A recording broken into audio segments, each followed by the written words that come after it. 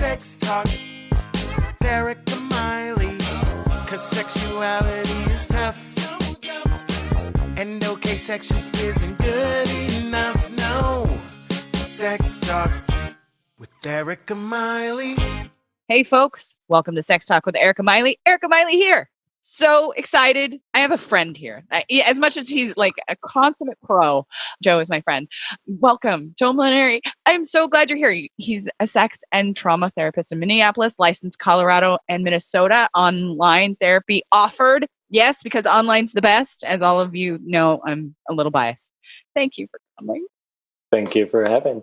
We're going to talk all about sex, meditation, men. We're going to talk all about all the things. So y'all strap on, strap in, be ready, bring the notes. It's going to like a college class in here. So we've already been talking about men.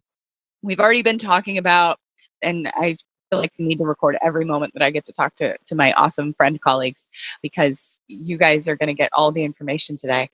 So one of the things that we were talking about before we jumped on recording was how when male identified people come into your office and some of those kind of initial concerns that they tell you that they're experiencing. So somebody who comes right into your office, what are you usually hearing from them and where do you begin? Yeah, what we were talking about was some male identified people with penises coming into my office and describing something around erectile dysfunction, delayed ejaculation, or not being able to ejaculate at all sometimes, or ejaculating sooner than they'd like. With those folks, oftentimes what we're talking about is they're so in their head that they are really disconnected from their body, from pleasure, and from a partner if they're having partnered sex. Yes. Absolutely. I think many of the male identified folks that come into my office, my online office, of course, this is something that I hear from them, or the way that they describe, the way that they describe feelings a lot of the time is so disconnected from their bodies. Yeah, absolutely. So where do you start to rebuild that connection? How do you get them to kind of move down the direction of being more comfortable with their physical selves? Yeah, it starts really simply. Well, depending on where somebody is. Sometimes I'll get a client and is already meditating, already has some sort of sense of body. But often I'm working with men who are coming in and I ask the question, like simple questions, as we're talking in the first session, what do you notice in your body now? And the response is, I don't know. And also it's a weird question to consider, like what's happening in my body as I'm talking about any one thing. So I start to ask questions about that too. Do you ever notice sensations in your body, right? Do you notice what you notice during sex? What's it like having sex? What is pleasure like for you in sex? And a lot of those answers continue to be, I don't know, or pretty limited information. So we start with really simple things like holding an object, right? So I have a pen here and holding a pen, it could be anything. And just noticing first anything that I can notice about the pen to just shift my focus and be aware of that, but also noticing what does it feel like in my fingers? The answer might be, I don't know, there as well. And so I might encourage there too. Okay, let's be patient. Press down harder. And what do you notice there? Y'all, we got pens in our hands. Get your pen. If you're not driving, get the pen. Right. Notice your steering wheel. That's right. Right. Mindful driving, that's great. Absolutely. Yeah. So noticing a firmer pressure between your fingers, and people might start to notice, like, oh, I feel this pressure. And you might even roll it between your fingers. And that might feel like a slight little finger massage. And what if you let go of that pressure? What happens there? And people just start to notice differences. You might notice, like, is it firm? Is it soft? Is it bendy? Is it not? So people start to get some sense of this is what it's like to be with one part of my body, just with sensation. So gradually, I might also start to notice, like, what is the hand without a pen? What is that same area? What do you notice now? What's different? And, just subtle differences. Like, what is it like just to hold your attention there? What's the temperature of it? Is it cool? Is it warm? Do you feel the air? The air moving there? So those subtle experiences can be super helpful in just starting to get some attunement to what it's like to be in my body. Yes. I think we spend a lot of time culturally, and this is apart from like big feelings, apart from trauma. We spend a lot of time in our culture at least in American culture, disconnected from our sense of self and our bodies overall. A lot of us are staring at devices or computers or working, whatever the case may be, and we're not present. Yeah, absolutely. So if someone, like one of your male-bodied people, came into your office and you wanted to help them start a regular mindfulness practice, like some of these active like mindfulness options are great. Where else would you direct them? Yeah. So of course depends. I also focus a lot on trauma. So it depends on where people feel safe and okay, right? Sometimes a simple thing like, can you spend 3 minutes noticing what it's like to have your hand closed and slowly opening? Something like that. Just slowly starting with something like that. I often work with breath. Some people find breath not safe for certain reasons, right? So we just start slowly with whatever feels okay to be in the moment at the time. But for most people, I do say breath is okay. So we'll focus on that sensation of breathing through. And I'll also suggest several focal points and see what feels good for them. So it might be a focal point of noticing the nostril and where the air comes in and where it comes out. And just that sensation. What is it like to stay with that sensation for an entire breath? Give yourself 10 of those. I want to right now. Everyone, Joe, as Joe talks, I just want to do everything that he is saying.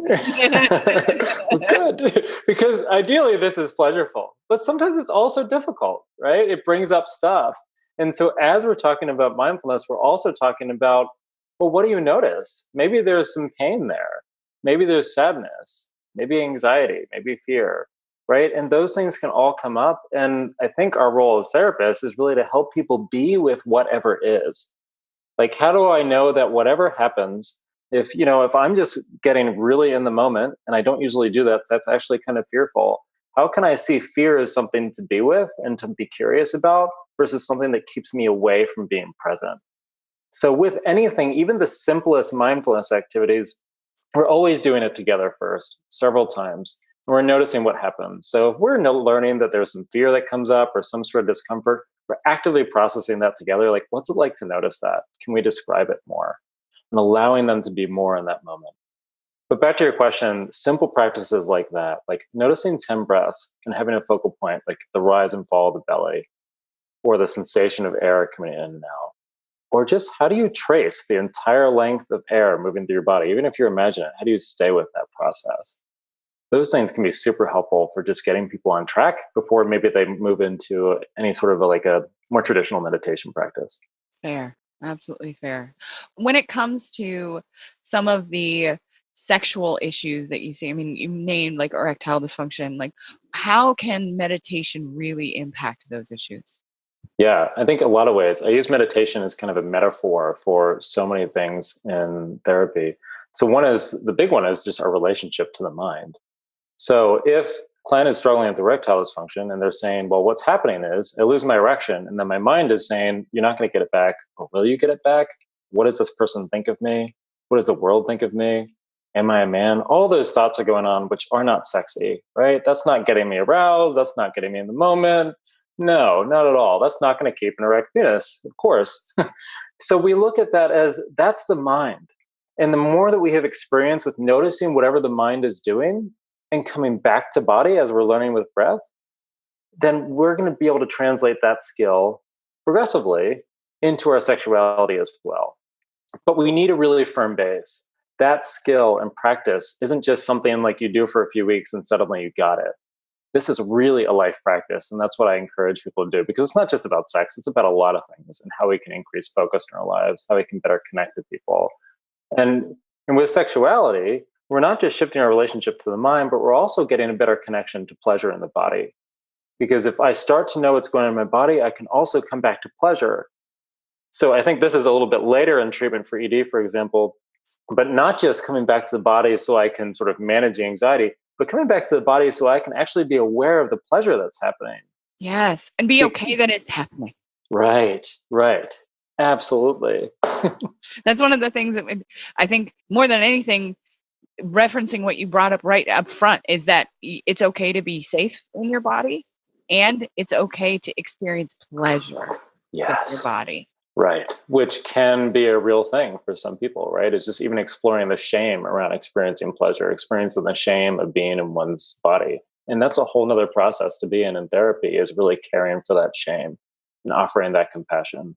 I think, well, and of course, I think, I wonder about like, in your practice, when you see a lot of these male bodied folk come through your door, when it comes to shame, when it comes to like cultural barriers, I mean, the cultural barrier of like the stereotypes of like men are always supposed to be on and ready and that they're always supposed to be for sex.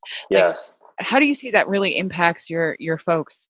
In a lot of ways. So we often talk about how men coming into my office often see the penis as the center of the universe of sexuality. And if I don't have and it's not just penis, it's an erect penis. And if I don't have an erect penis, then sex doesn't happen because sex is really defined singularly as intercourse. And that's a problem for a lot of people because, again, if I don't have the erection, then I can no longer be intimate. I can no longer have sex. I have no sexuality. What's wrong with me? Again, the mind cycles and cycles and cycles. That focus is so problematic for all of us out Yes. Us male-bodied people, most of us don't orgasm from that penetration. Yes. It's problem for both of us. Yes. Yeah. So helping men, since we're talking about men, like helping them get more in tune with their bodies and get more in tune with communicating with their bodies. Also, the part of education here is around how do you tune into other people's bodies and helping other people express themselves and really listening to your partner around what feels good for them, right? I want to be able to say what feels good for me. And I also want to be really curious and supportive about what's important for the person in front of me. All of the chills. Knows what's up. So when you start tackling, I mean, I'm biased here, so I always want to tackle the shame first. But like when we were kind of talking about like just even introducing vocabulary. Absolutely. Yeah, you're talking about tackling the shame.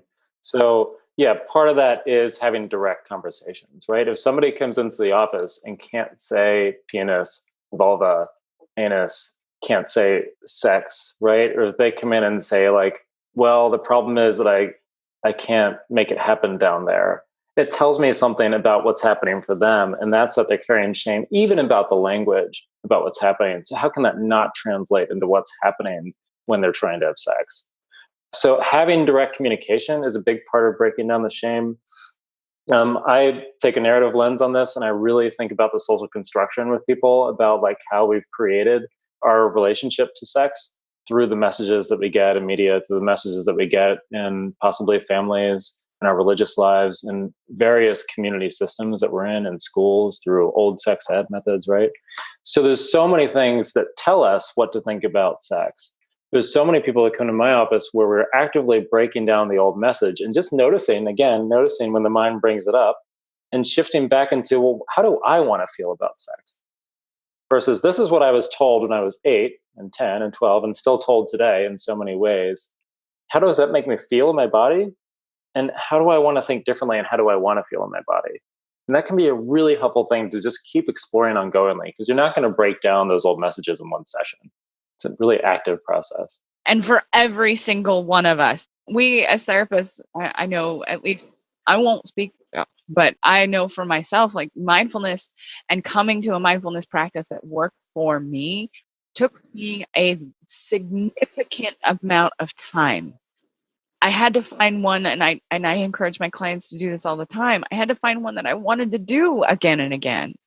Because sometimes I know many clients will say like, oh, well, I got bored or I can't, I tried it once. And it's like, yo, it's going to be some trial and error. Like, what about for you, like yourself, like in your mindfulness journey? How did that kind of start for you and how did you keep with it? Yeah, I'm not sure how this came up early, but I have messages of sitting on this rock in a neighborhood I lived on when I was a kid and like trying to meditate. Yeah, I remember this, but I don't remember where I learned about meditation. I must have seen it in some movie that inspired me or something, right? But I would sit on this rock and watch the clouds or close my eyes. And I had this vision of just what it might be like to feel more grounded. And I think I was translating that into being able to find some more happiness in my life. But I didn't really know what I was doing. And I think maybe it was even easier when I was younger, because then when I like started to come to that as something that I really knew something about, that I was reading about, that I went to a couple workshops on later in like college and grad school, I found myself getting really frustrated. And I tell clients the story all the time that, I got frustrated because I kept noticing my mind. And so because I kept noticing my mind, I got into shame mode. And I thought, well, I can't do this. I'm an idiot. Right? Like, yeah. well, and that we get this message that mindfulness is like this. You're supposed to be able to clear your mind of all. Yeah. It should be blank. No, right? no. It was such a wonderful thing when I had a very similar experience to you it was in a training while I was in graduate school. I went to an ACT, which is acceptance and commitment therapy workshop with Kelly Wilson. And when he said, this was years and years and years ago, he said to me, your mind is a machine. It is made to think. And you're not going to stop it from doing that. Like that I was like, oh, mind blown. I love that. I love that. I often talk about the mind. So the mind is sort of next to my head. So I sort of show clients my hand is right next to my head. There's the mind. It's going to stay there. I'm not actually pushing it away anywhere. So I'm just noticing, so I'm noticing the mind. It's right there. It's almost like I'm looking towards it. And then once I have that awareness that I'm looking towards it, I can make the choice to come back and look towards my body, right? Look towards that breath, whatever focal point we're using. Like, how do I just sort of return? So we're shifting the relationship with the mind. And also, I remind people that the path for me, and I think the path for a lot of people can be, that what's important is how gentle that process is, right? So like, I notice the mind and it's like, oh my God, who am I, right? Like, what's my problem? But what if it's, there's the mind. Now I'm gently shifting back to my body. And that gentleness stands out for me still today, some mornings in meditation of, wow, like how powerful that is to be gentle to yourself. This powerful practice of kindness towards oneself versus that onslaught of judgment that can really wreck us. Yes, that cycle of the way that I kind of think about it. I almost think about like depression, and I think of anxiety. I almost think of them as like separate systems and thoughts that belong with them. And if you can think about it as a separate system and go, okay, yeah, I see you there. I'm not going to beat myself up, keep my foot on my own neck about that process. Yeah. And that kindness and compassion, I think, is mindfulness is what it took for me, myself. And many of my clients who have been regularly practicing, it is the same. That noticing, just like what you said, that my mind is over here or the system is over here. It is, and not just like, oh, I'm a shit, I'm awful, I'm worthless because of the mind. Right. And can I even notice when that happens, right? I'm a shit. Oh, okay, notice that. And then gently come back. So even when we're in that place of judgment, can we be gentle and kind to ourselves? That's something that's happening. What else is happening right now? I'm right here. I feel this sensation. Quick break from the action, folks. Action. I just want to tell you about my Patreon. Every week, I bring you guests and seriously, lots of sex nerdery. Help me keep doing that by becoming a supporter. What do you get in return? Cool perks. For real. I am going to be doing shout outs, stickers, a bunch of stuff. So check it out at erikamiley.com/Patreon. That's erikamiley.com/Patreon. I hope to see you and see more of you by becoming a Patreon. Thanks, guys.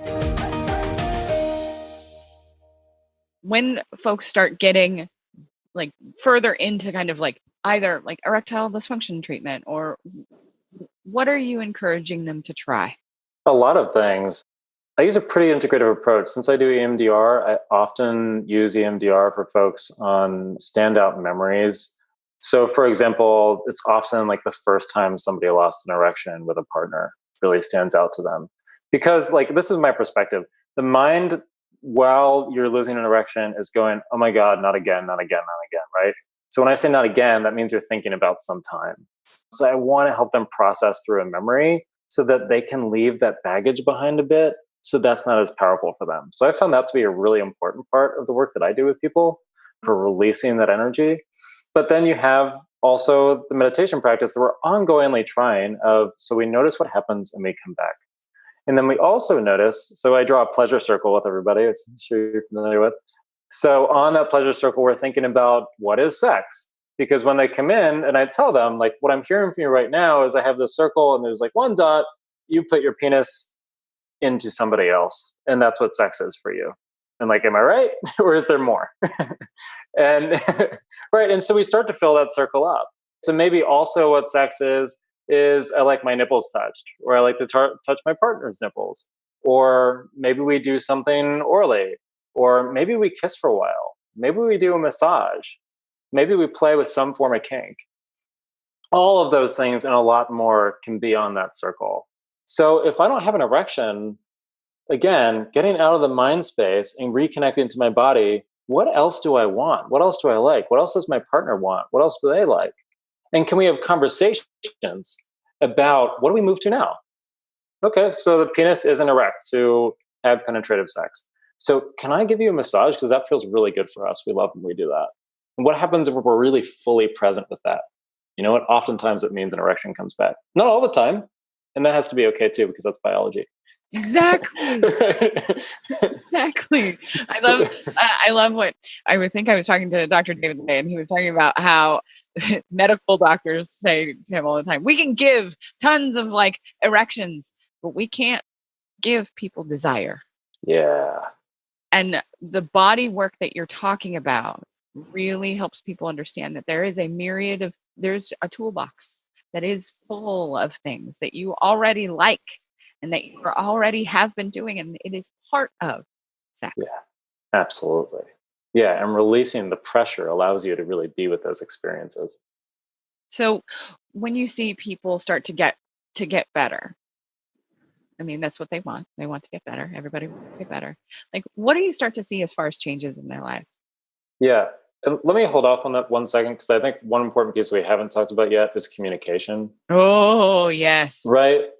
No, it's keeping me honest here. Yeah. But it's important for me to talk about, because this can be one of the hardest parts for a lot of people, especially when you're talking about shame, is being able to have the progressive conversation. Like, I was sitting with people this week and we're thinking about, okay, like, when are you going to talk to your partner about what we're doing? It's ideally they come in and we can have the conversation together. It's not always possible, but ideally, but being able to have the conversation of saying like, oh, okay, I'm doing this practice now because I'm also helping people with masturbation and what they're noticing with masturbation, mindful masturbation. How do you start to have conversations where you're using direct language about your body to talk about what's happening and your feelings about it? Because you start to break down that intense fear that can come up around partnered sex. So one of the skills that I use is within masturbation, allowing erection to come and then allowing it to go away, right? Allowing the erection to come and allowing it to go away. And doing that mindfully, so you're retraining the brain to notice that, oh, okay, an erection can come back when it goes away. That doesn't mean the end of the world. But then if you have a partner also doing that with your partner and being able to have proactive conversations. So, hey, it's in the next few days, what I'd like to do is this, and this is why. Can we do that?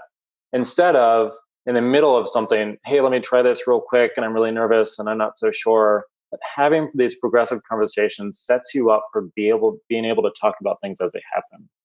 So the fear, you're already joined with your partner around the ED or whatever problem you're having. So you're a team versus you're alone in your shame, which is going to eat you alive. Yes. Team sexy detective. Yes, I love that. Yes. Not team, oh shit. Yeah. And partners so often appreciate that, because what I hear from partners is often they feel like they're helpless. They feel like they're not desired. They don't know what's going on. Their partner's closing up. Right. And so they feel like, well, they don't know. They're creating a million stories about what's happening for their partner. So allowing them to join in your experience is hugely important. You're allowing to fill in the actual gap and with actual data and not but the data the mind will create. Narratives are I can't tell you how many, within relationship, how many times I hear from people, oh, well, I was looking at his Instagram and he's looking at these things. So this must be why he can't get it. Yeah, totally. Like, I've heard that as well. No. You're filling in the gaps with data. You have to have. Yes. So I am just loving everything you're saying. As far as like where some folks can go, like upfront.